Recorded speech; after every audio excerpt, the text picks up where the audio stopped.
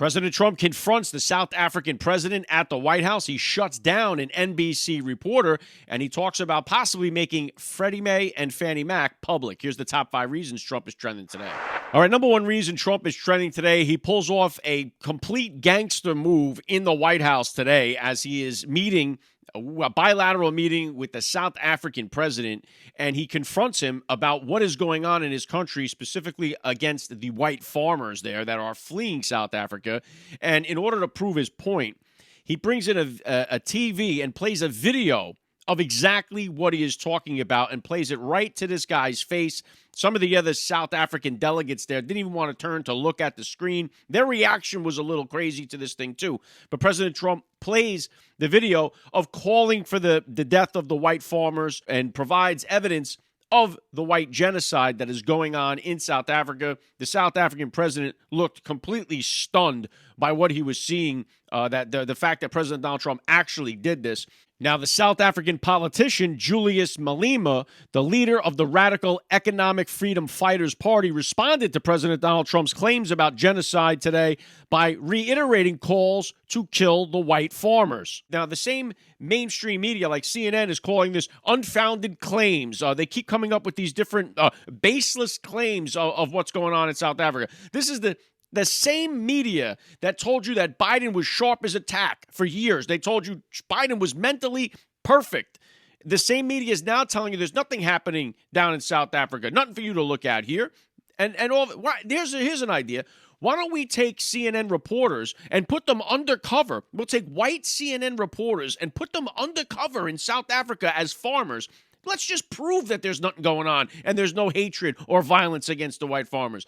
You know what? They would never do that. Instead, they're going to go against everything Donald Trump says. Anybody in the mainstream media that covered up for Joe Biden's mental decline never needs to be trusted on any other story ever again. Number 2 reason Trump is trending today, we're going to stick right there in that scene because what happened was President Donald Trump absolutely shut down a radical NBC reporter, this guy Peter Alexander of NBC. President Trump just shows this horrific video here in the White House, and he's addressing what's going on in South Africa with the South African president.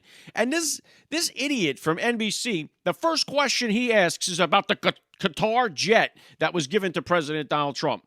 And Donald Trump is like, what are you talking about? You know, and then he addresses the Qatar jet. Yes, they gave it to us as a gift, whatever it may be. But he's like, you see what we're doing here? He's like, you are absolutely a disgrace. You're a terrible reporter. He says, no more questions from you. This is what we're facing. The mainstream media, the left-wing media, whatever you want to call them, they have just an agenda, and they don't care what is going on around them. It's only the agenda. Imagine sitting there. You got the South African president. You got people fleeing the country. We're trying to figure out what's going on. Trump plays this video, and you're talking about the Qatar jet. Because this is what NBC wants. They're jamming that story down the throat as if it means something, as if it proves something. NBC, that's lost all their credibility already, has now decided to just throw whatever was left of it right out the window with this latest move where they looked absolutely pathetic and childish in the White House, and President Donald Trump said, no more questions. He should just throw them out of the White House altogether and ban them from the press briefings. That is exactly what should happen because they're not there to report honest journalism. They're only there to push a fake news agenda.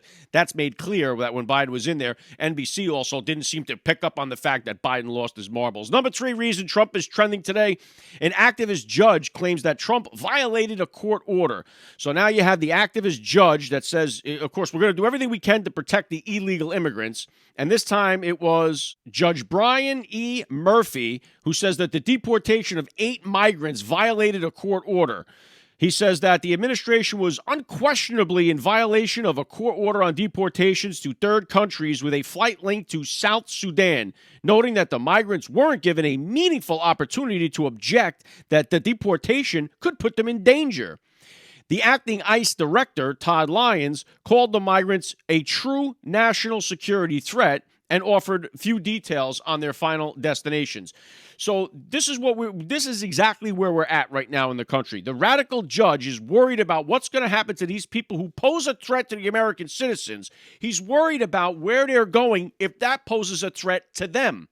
Everything is in the upside down world where you have these judge after judge continues to come in and try to protect the illegal alien and expose the American citizen, and nobody can seem to figure out why that is except the fact that they have Trump derangement syndrome. None of it makes any sense because, as we've stated time and time again, Barack Obama, known as the deporter-in-chief, deported millions and millions of illegal aliens, and not any of them got any kind of due process or nothing like that. Very, very small percentage got any kind of due process. The majority got none. And there was no radical judges. No federal judges showed up to stop them. Here it is. There's 8 dangers to the country, national security threats that are deported from the United States. And the radical judge is like, oh, no, we're worried about what it's like where they're going. We need to protect them.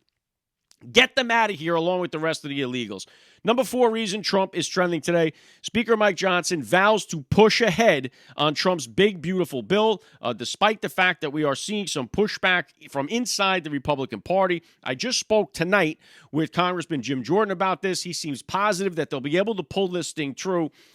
We know right now there are some grandstanders in here, and it seems like the main thing is the debt ceiling, the deficit spending seems to be the holdout right now, seems to be what's holding up people in the Republican Party. And just, President Trump met with the House the other day, and they're continuing to work through this. But, and just like I said, speaking to Congressman Jim Jordan tonight, he says that we're not like the Democrats. We're individuals. We're all coming from this from a different place. The Democrats all just kind of fall in line. Well, the Democrats also happen to get things done when they have the power that we have right now. And all we do is seem to fight one another over things and as individuals and get nothing accomplished as the whole. Right now, this is a country that has duly elected, overwhelmingly elected President Donald Trump to implement his agenda. That is what you need to work for the American people. This is why we did everything we did during this campaign season. We didn't do it to have these grandstanders say, oh, no, it's not, I don't like this and like that. We don't care about that. We elected President Donald Trump to make America great again. Give him the tools that he needs to get these objectives accomplished. Too many people want to be the hero here and want to get in the way of stopping President Donald Trump. And the problem is it's coming from within the House as well as from outside the House. Number 5 reason Trump is trending today, he is considering taking Fannie Mae and Freddie Mac public, saying in a statement today on Truth, I am giving very serious consideration to bringing Fannie Mae and Freddie Mac public. I'll be speaking with Treasury Secretary Scott Bessent, Secretary of Commerce Howard Lutnick, and the Director of Federal Housing Finance Agency William Poulter, among others, and will be making a decision in the near future. Fannie Mae and Freddie Mac are doing very well, throwing off a lot of cash, and the time would seem to be right. Stay tuned. Now, what could be the possible benefits of President Donald Trump making this bold move? The top 3 benefits would be significant financial return for taxpayers. Privatizing Fannie Mae and Freddie Mac could unlock substantial profits for U.S. taxpayers, according to Breitbart, which says releasing the GSEs back to the private markets could yield over $250 billion in profit for taxpayers. Number 2, boosting the housing market and middle-class homeownership. Privatization could stimulate the housing market by encouraging more private investment and reducing government control, potentially leading to an increased home building and affordability for the middle class. Number 3, reduced government overreach and increased accountability. Privatizing Fannie Mae and Freddie Mac would diminish the government's role in the housing finance sector, potentially leading to greater accountability and efficiency in their operations. So those are the top 3 possible benefits. President Donald Trump flirting with this idea. More to come from that. We'll see how it all shakes out. If you enjoy this shakedown, this breakdown, make sure you subscribe to the podcast so you can hear the top 5 reasons why Trump is trending each and every day.